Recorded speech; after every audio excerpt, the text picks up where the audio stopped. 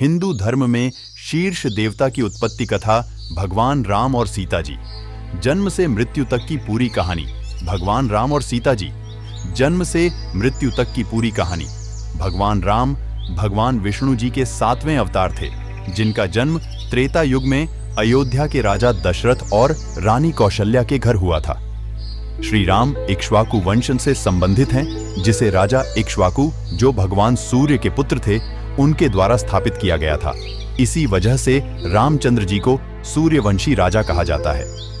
श्री रामचंद्र जी हिंदू महाकाव्य रामायण के मुख्य पात्र हैं और हिंदू धर्म के एक प्रमुख देवता हैं। विशेष रूप से वैष्णव परंपरा के मानने वालों के लिए वह महत्वपूर्ण है।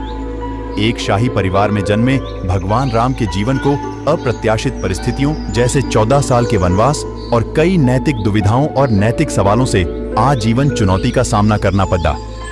श्री राम जी के रूप में विष्णु जी का मानव अवतार हुआ और उन्होंने जो कष्टों का सामना किया, उससे साबित होता है कि सतोगुण विष्णु जन्म और मृत्यु के चक्र में है, वह शाश्वत नहीं है।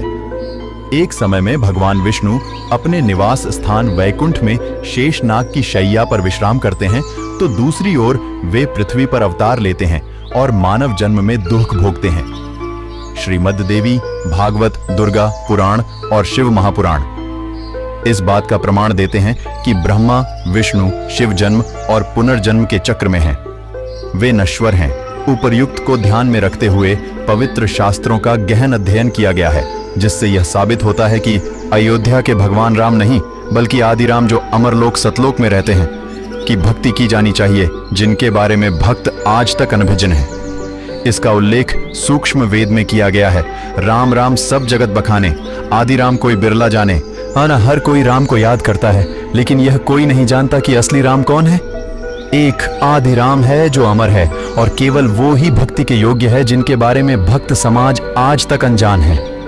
सूक्ष्म वेद में वाणी है, एक राम दशरथ का बेटा, एक राम घटघट में बैठा, एक राम का सकल पसारा, एक राम दुनिया से न्यारा। वह परम अक्षर पुरुष है जो पृथ्वी पर एक तत्वदर्शी संत के रूप में अवतार लेता है। वह अपनी प्यारी आत्माओं को सच्चा आध्यात्मिक ज्ञान प्रदान करते हैं और उन्हें मुक्त करते हैं। सूक्ष्म वेद अर्थात सर्वशक्तिमान।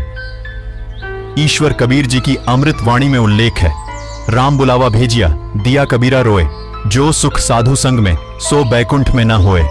प्राणी को सुख और शांति केवल सच्चे आध्यात्मिक गुरु की शरण में जाने से ही मिलती है, जो एक तत्वदर्शी संत की भूमिका निभाते हैं, क्योंकि वह सच्चे मोक्ष मंत्रों को प्रदान करते हैं और कसाई ब्रह्मकाल की जेल से छुद्धाक